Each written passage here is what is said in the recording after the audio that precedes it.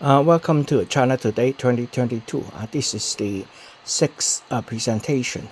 Today I would like to talk about the two sessions of the Chinese Communist Party which took place in the weeks of March the 4th and March the 5th.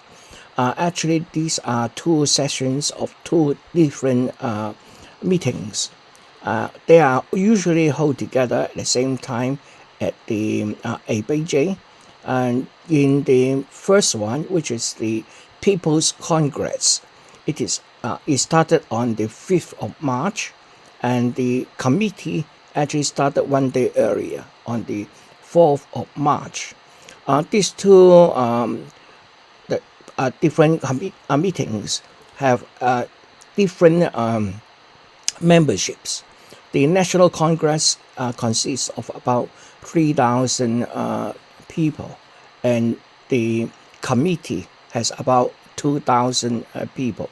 So in this week, about 5,000 delegates from all over China arrived in Beijing to hold these two meetings. So let's look at what is happening in this time, and then we will talk about some of the proposal and the reports from the committee. So let's start. This is the fifth session of the 30th National People's Congress. As I said, it started on the 5th of March 2022, and the information is available, and I will put the link in the description box so that you can actually go to have a look yourself. This committee is about 3,000 people representing different areas and different ethnic groups and so forth. The agenda typically is work around the report on the work of the government, and also review the report, and then discuss about the plan for the coming year 2022. So these are the agendas. I'm not particularly interested in the agendas. Rather is more interested in their government reports. So let's look at the government reports.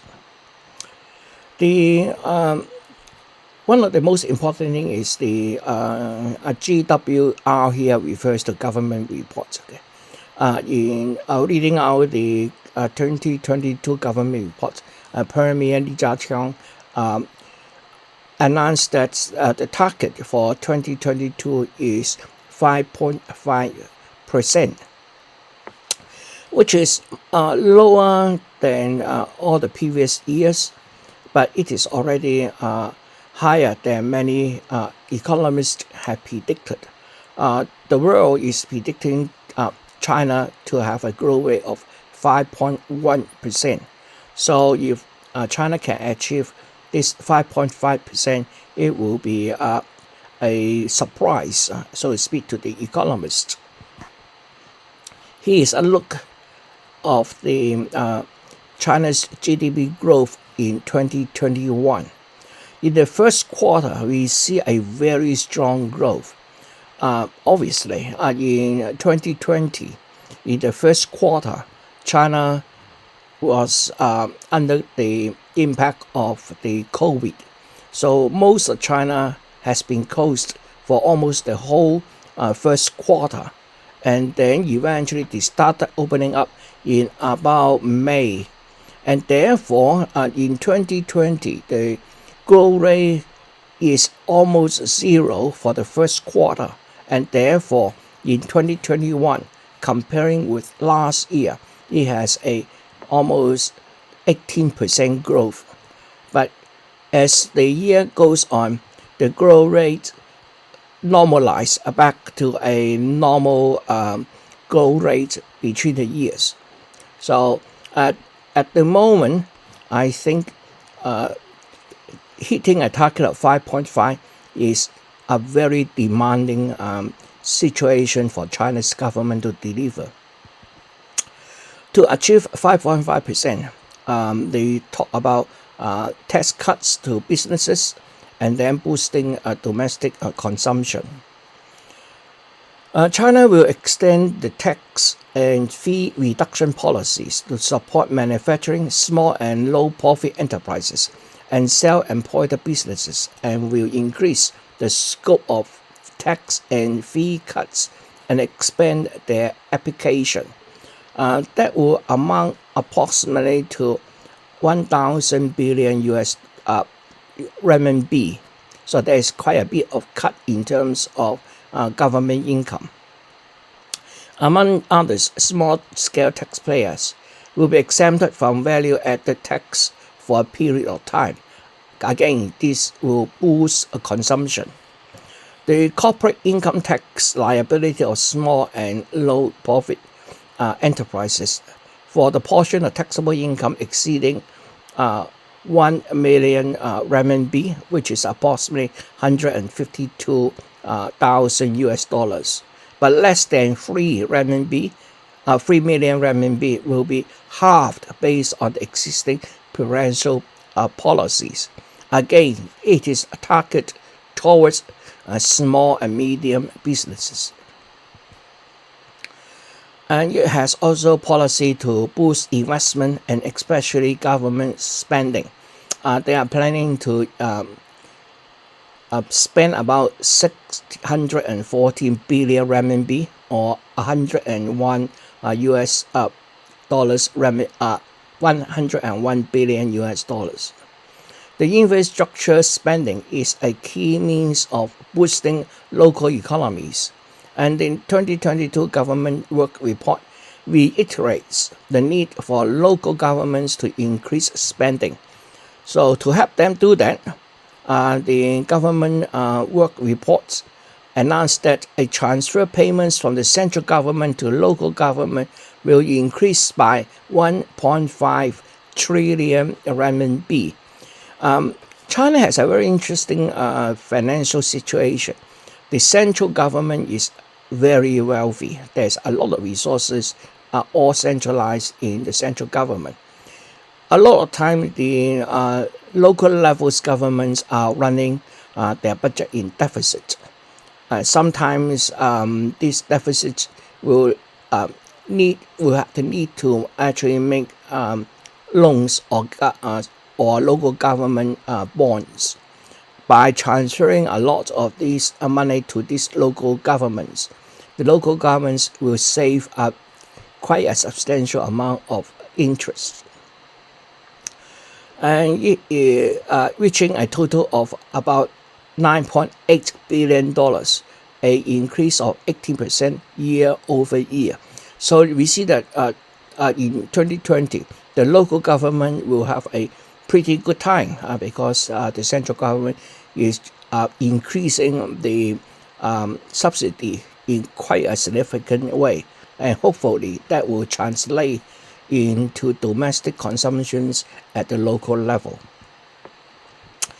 In order to stimulate consumption, it will be a major challenge. Consumption recovered significantly in the first half of 2021, but it has a slowdown as well, just like we have seen in the growth rate. However, the recovery in 2021 was very uneven, with consumption slowing significantly in the later half of the year due to sporadic COVID-19 outbreaks, natural disasters such as flooding.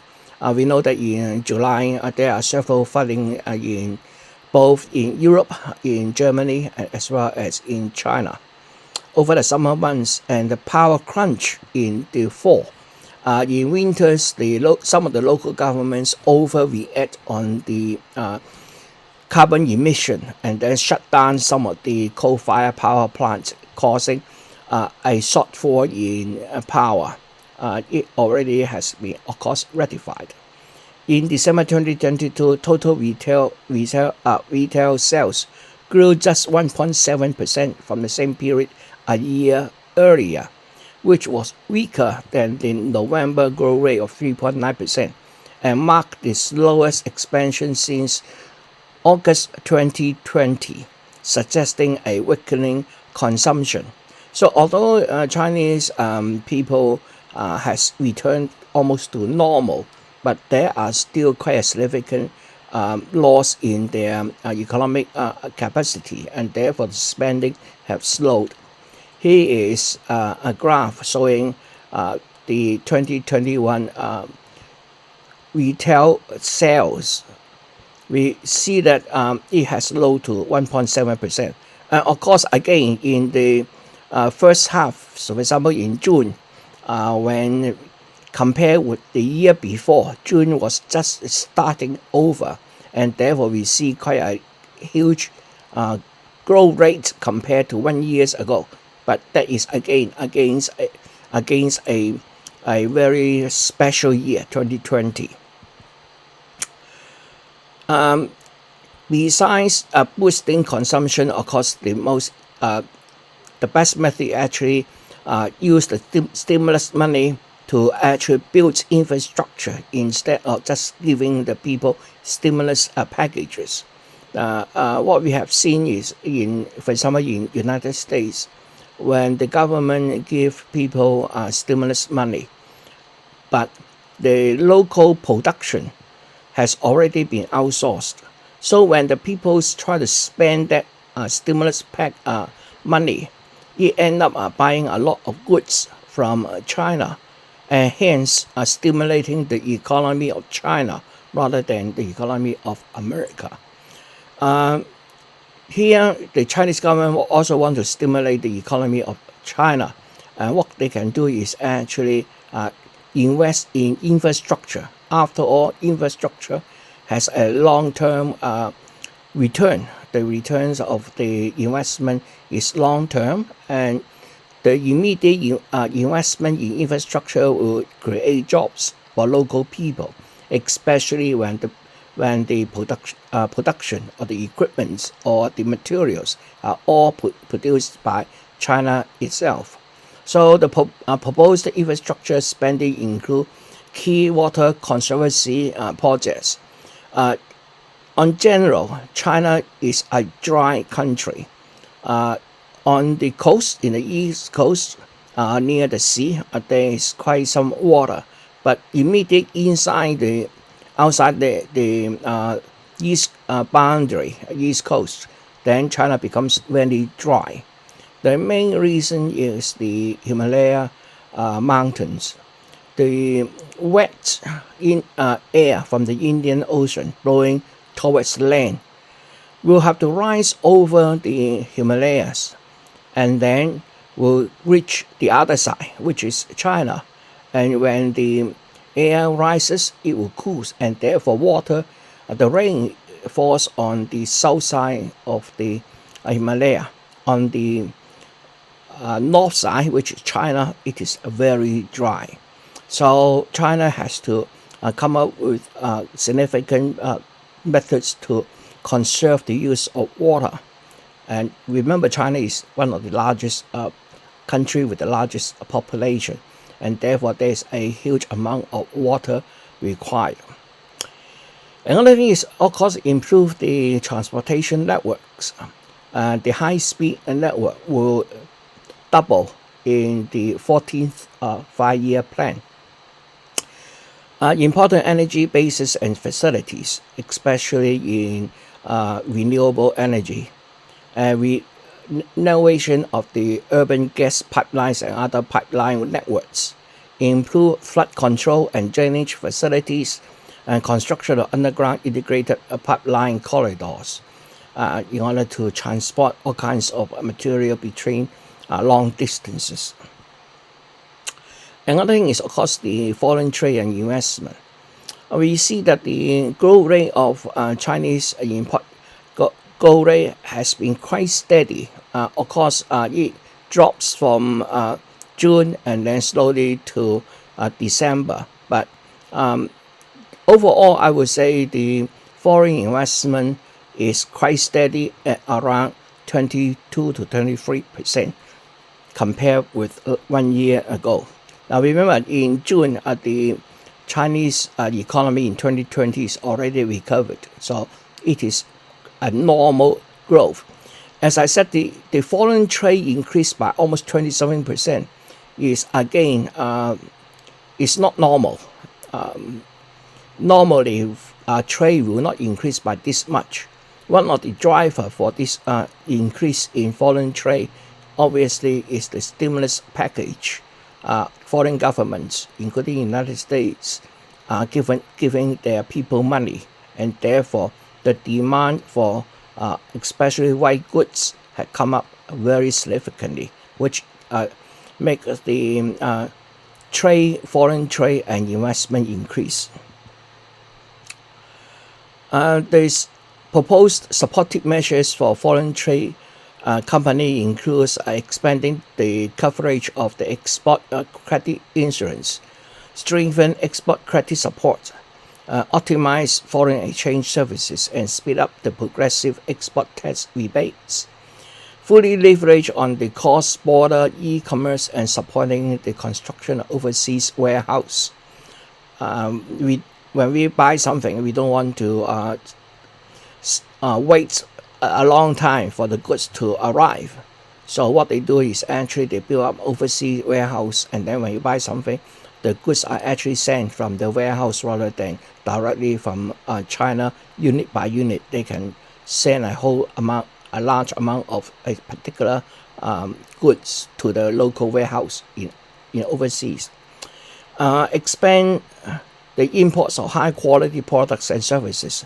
Develop service trade and digital trade, and promoting the implementation of a negative list of cross-border service trade.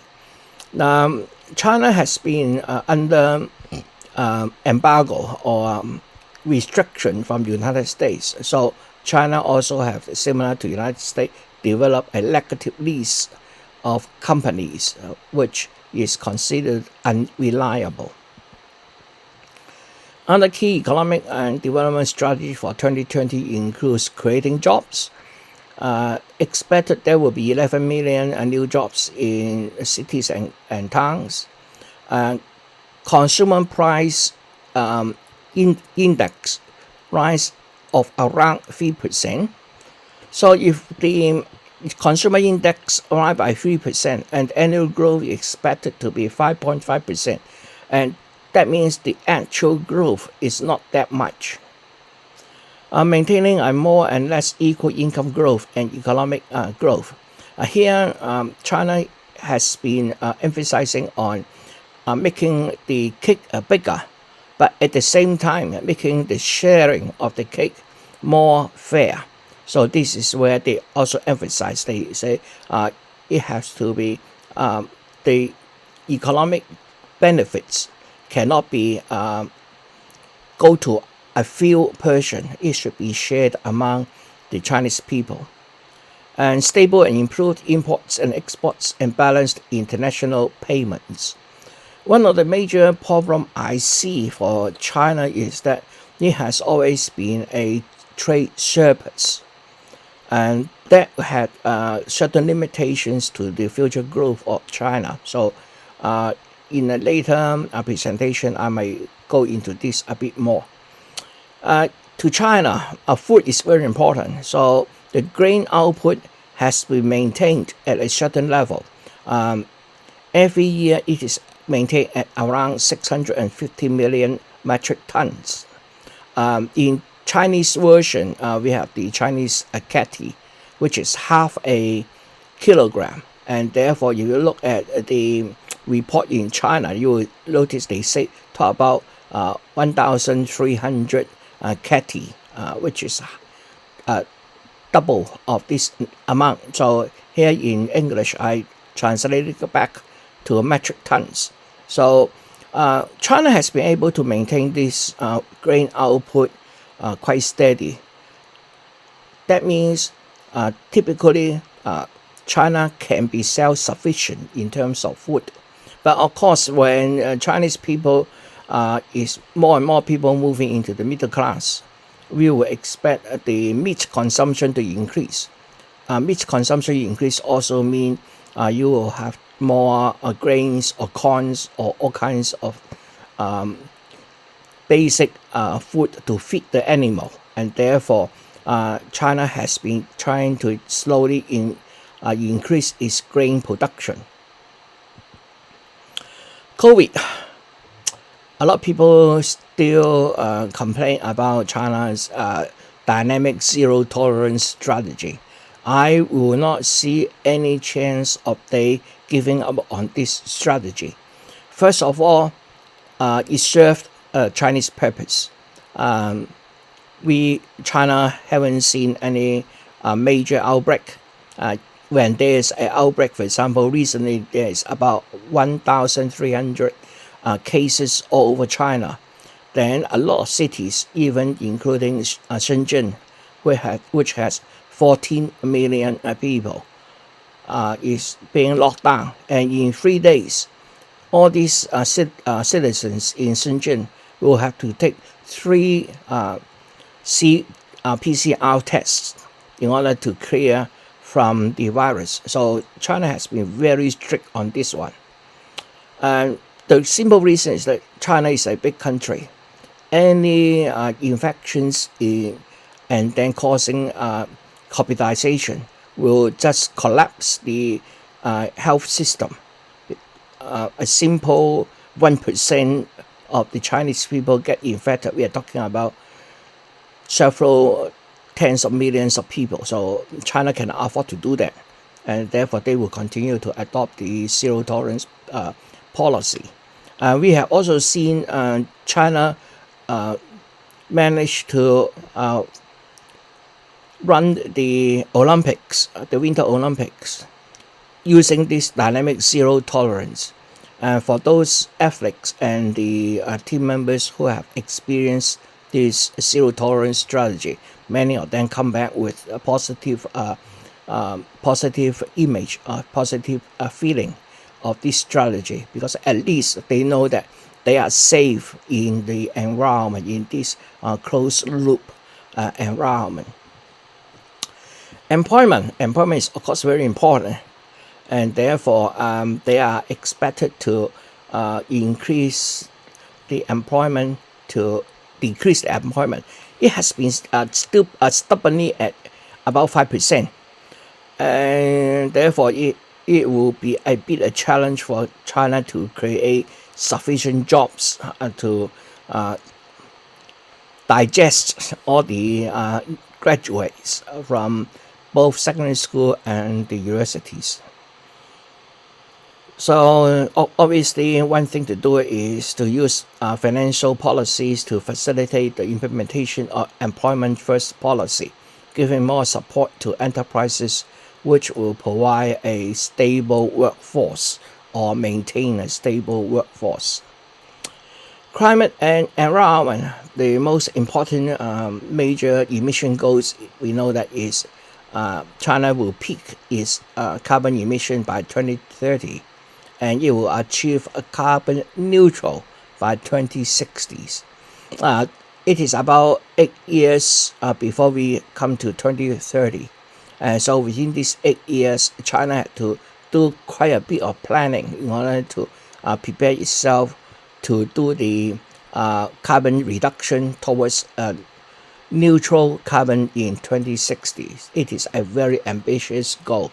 Of course, for most of the developed country, the target is 2050. But we have to remember China is still a developing country. It has already released 2 documents.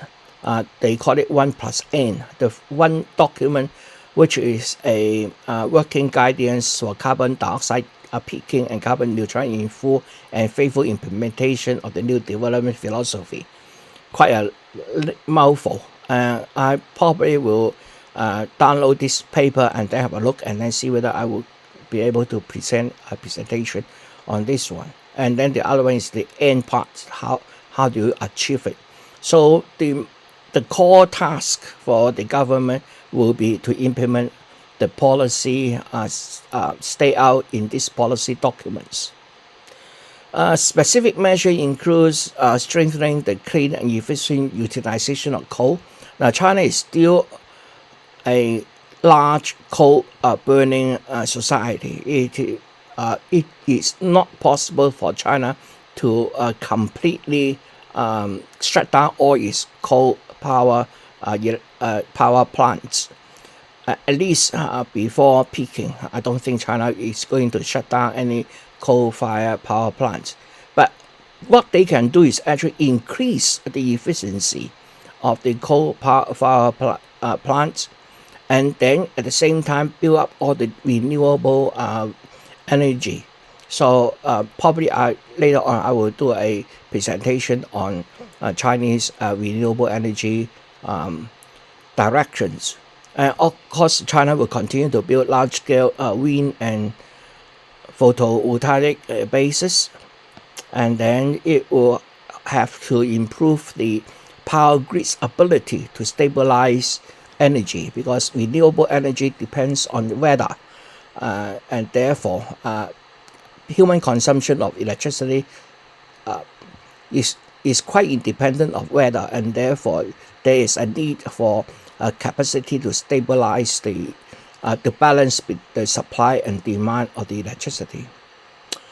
Of course, promoting R&D, promoting energy conservation, and trying to stop the development of projects which will have high energy consumption or high emission, improve the incentives and the restraint policies for pollution and carbon reduction, and so forth.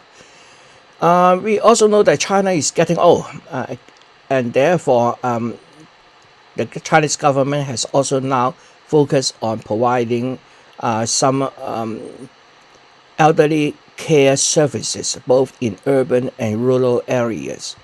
And in order to do that, it will support non-government sectors in providing daycare, assisted meals and cleaning, and rehabilitation and nursing services to the elderly, encourage the development of mutually assisted elderly care services in rural area, and promote high quality development of programs and industries for the elderly.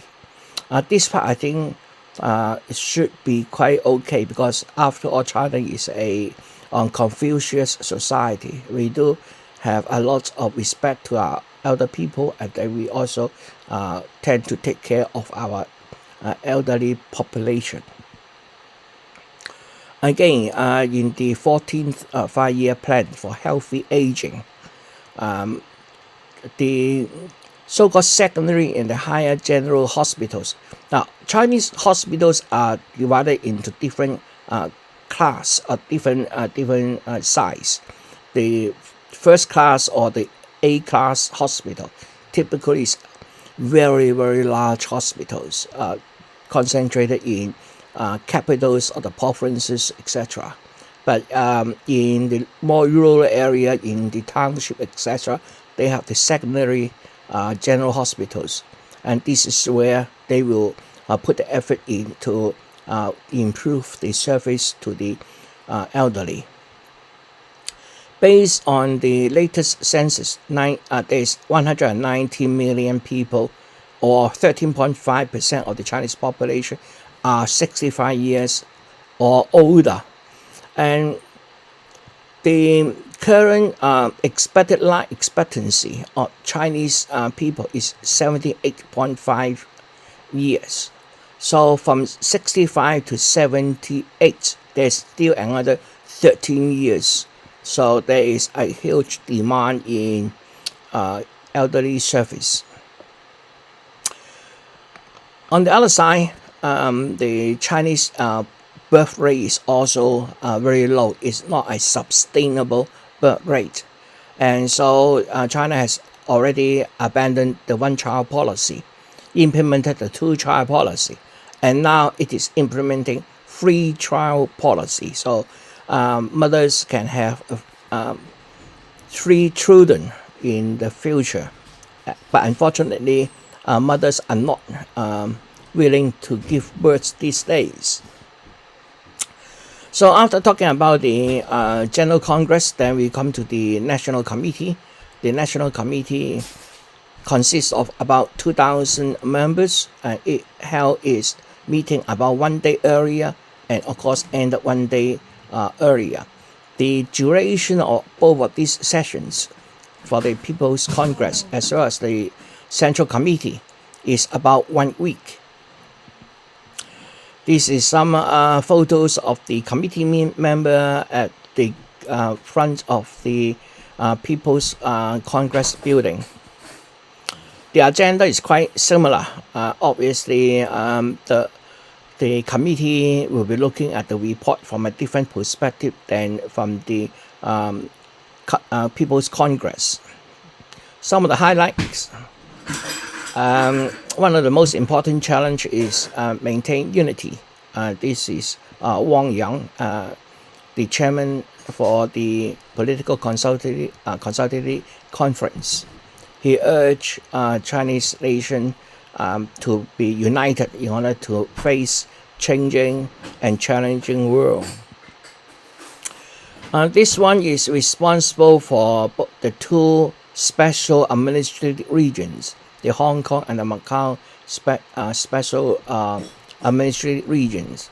And lately, Hong Kong has an outbreak of COVID, the fifth wave. And during that time, when the Congress is proceeding in Beijing, he especially point out that the central government will be providing all supports needed by Hong Kong in order to fight this COVID-19. So there will be set up a task force, and there will be 100 mainland medical experts, but this number is now increased to about 5,000. So there will be a large number of medical experts being sent to Hong Kong because Hong Kong's health system is collapsing. It cannot cope. It hasn't got sufficient beds, etc. So Hong Kong is also building its emergency hospitals. It is expected 51,000 beds will be added. I think it's by now. Hong Kong will have already added about 50,000 beds. And then another important thing is Hong Kong being a large city depends on import of all the resources, including water, electricity, food, vegetables, etc. So